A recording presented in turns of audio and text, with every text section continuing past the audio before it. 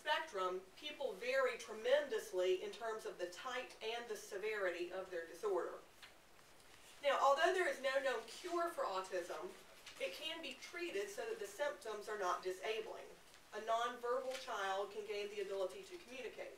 A non-social child can learn to interact. So while they're not technically cured, they can overcome the disabling aspects of their condition such that they can become functional members of society. The most commonly prescribed treatment protocol involves a therapy called Applied Behavior Analysis, or ABA therapy. This is a therapy that's been used for many decades to treat children with autism, and yet the insurance industry at present continues to deny it on the basis that it is experimental or investigational in nature. That conclusion is simply no longer supported by the scientific evidence. And as Senator Root mentioned, the Surgeon General, the American Academy of Pediatrics, the National Research Council, all have embraced and endorsed the use of ABA therapy for kids with autism. And in fact, Senator Crowell mentioned this very federal lawsuit from the District of Oregon that just was decided 2 weeks ago, and it explicitly addressed the issue of the experimental or investigational nature, went through all of the science and said it just isn't experimental any longer. It's no longer a valid basis for denial. And yet, insurers still have that very basis for denial written into their policies. I've got copies with me, Cigna, Blue Cross, Aetna, showing that they specifically deny ABA therapy as investigational.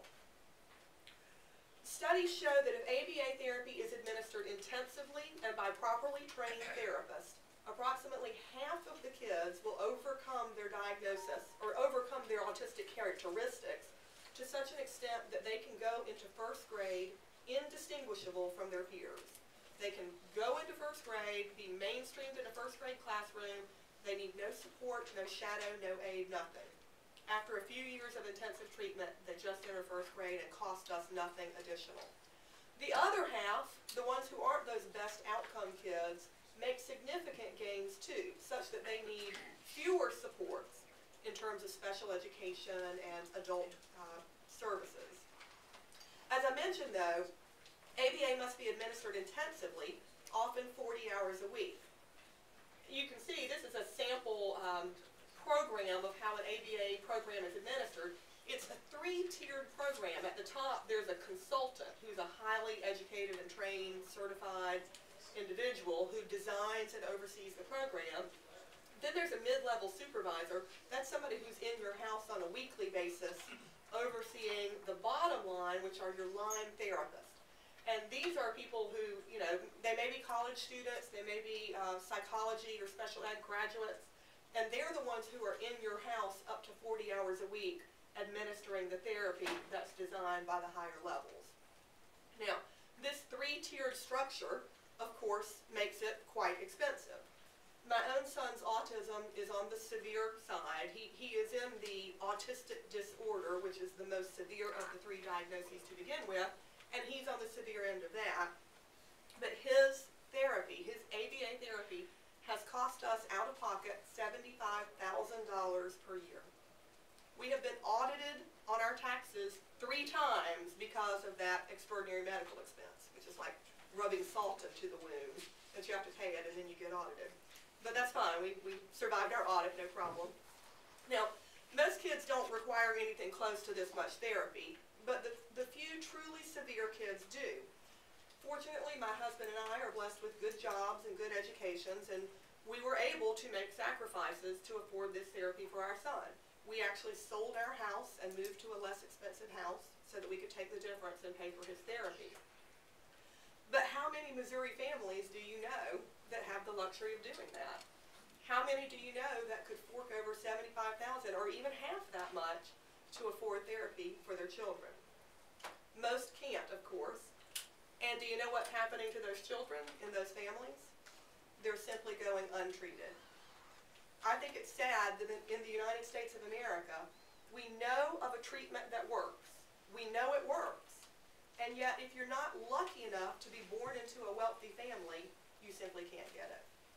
And it's not only sad, it's unfair, because these are families who are paying their premiums for health insurance coverage.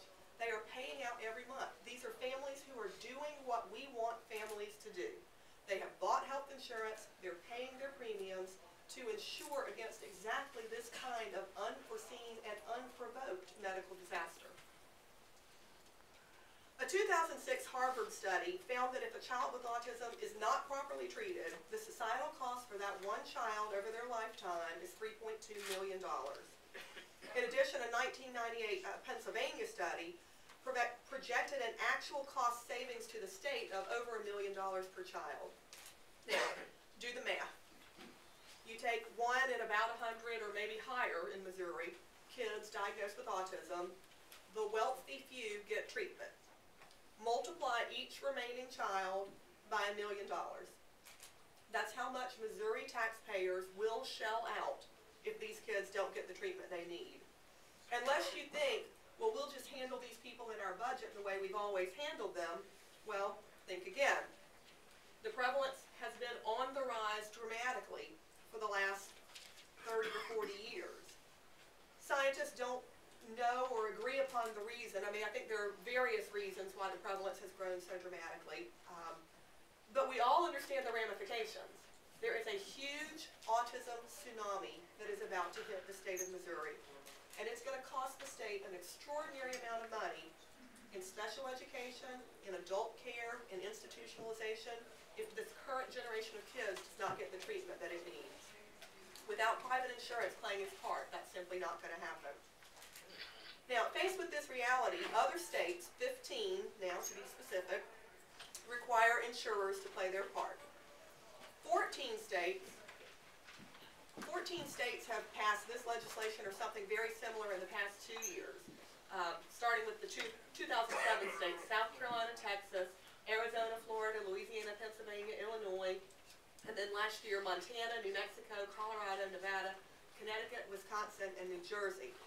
And you see at the top there, I've got 2001, Indiana passed this legislation 9 years ago, in 2001, and has been covering autism fully with no dollar caps and no age caps since that time. In that same year, I've got Minnesota with a little asterisk there. Minnesota hasn't passed a statute, but their attorney general sued their state's major insurer, Blue Cross Blue Shield, and settled the litigation in a way that requires Blue Cross Blue Shield of Minnesota to cover autism, including ABA therapy, with no age cap and no dollar cap.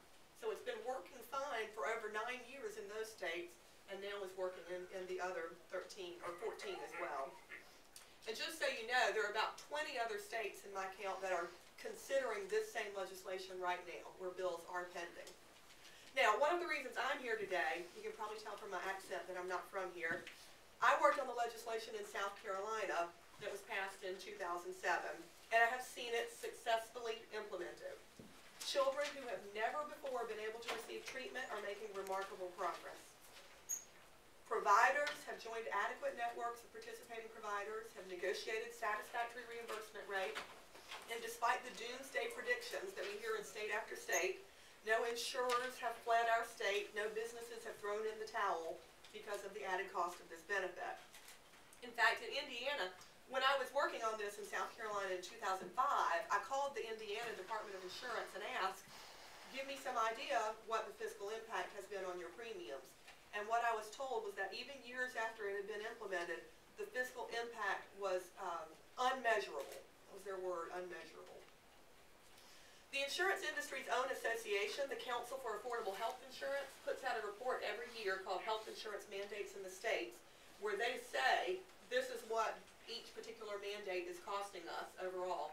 Like alcoholism costs between 1% and 3%, in vitro fertilization 3 to 5%. Their own data shows that an autism mandate costs less than 1%. And Autism Speaks contracted with an independent actuary to study the specific Missouri legislation and also came up with an actuarial projection of less than 1%. So I think it is pretty well settled with the 15 states that have already done this, the insurance industry's own, our actuarial studies. It is a